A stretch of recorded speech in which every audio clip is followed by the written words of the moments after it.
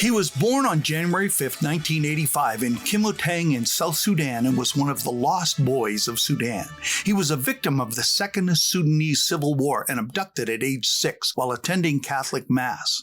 Assumed dead, his family buried him in absentia. Nearly dying in captivity, he was helped to escape by 3 other villagers running in the dark of the night. They aimed for Kenya using stars as their guide. Hiding, they slept during the day, pointing their bodies in the direction they had to go. 3 days later, they crossed the Kenyan border. 10 years later, in Kakuma refugee camp, Robert and Barb Rogers from New York State adopted him.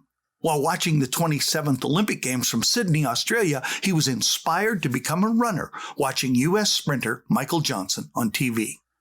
In 2007, he became a naturalized U.S. citizen and NCAA 3,000-meter indoor champion and 1,500-meter outdoor champion. I'm Jungle Jim Hunter, and you're listening to 831 Living Your Best Life, where we inspire participation, communicate precision, and empower performers to podium. Please tell your friends and relatives and people you work with to go to their favorite podcast provider or junglejimhunter.com or YouTube and subscribe, download, click on like. Yes, please click on like and rate and review us and let us know how we can inspire you to become an 831er, someone that inspires other people to live their best life.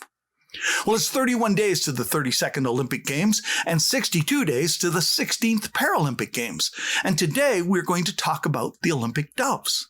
The doves are one of the oldest traditions of the Olympic Games, and when they were released in the Games, it was a reminder of a need for peace worldwide.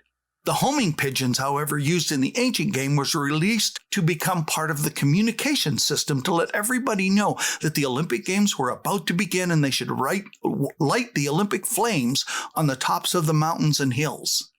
They were aware that everyone would be coming home from fighting, and they would be new warriors in the Olympic Games, fighting each other in a safe but peaceful way. The homing pigeons had many roles, for they carried messages. When an athlete from a community won an event, they were released carrying the news to the community, and they could celebrate the victory along with those attending the games. When the games were over and the athletes would be coming home, they were sent again so that the home community and towns could be ready to stage a welcome home champions celebration. This is something we should do in a grander way to inspire the youth of our country in the future. The meaning is to come together competitively, peacefully, in a celebration of unity and strength. Recent variations have included in London, for example, performers dressed in dove costumes celebrating their release. And in Sochi in 2014, there was a dance interpretation of the dove's release.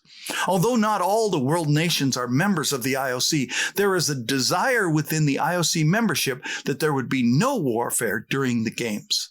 Our lives have changed a lot during the Olympic Games, and there is a significant amount of watching the performers on television and less crime and less war around the world during the 16 days of glory. There is no doubt that over the last 125 years, now in the 32nd modern Olympiad times, everything has changed. In the ancient games, the homing pigeons were a vital part of communication network to all the participants, their communities, and families. We have seen more and more new ideas as the games and technology provide both the attending audience and the worldwide watching audience to see and be a part of the symbolism of the games. The desire for peace, however, never grows old, and it would be a significant step by the IOC to be able to fight for peace during the Games on a global scale. Well, the runner at the beginning that I talked about is Lopez Lemong. Lopez Lemong came to the United States at age 16 in 2001 and qualified for the 29th Olympic Summer Games in Beijing, China, in the 1,500 meters, and was chosen as the flag bearer for the opening ceremonies, leading the U.S. team into the stadium. In the 30th Olympic Games in London, he finished 10th in the 5,000-meter race. Lopez assumed his parents were killed, but was reunited with his family later. He returned in 2008 to begin construction on the Lopez Lemong School and Reconciliation Church. In early 2009, he brought his younger brothers Alex and Peter to the United States to attend university in Arizona and Ohio. His story can be found in his book, Running for My Life. Others have fled from war-torn countries and competed in the Games. Silver medalist Meb Keflezighi fled. You can read his story in Run to Overcome.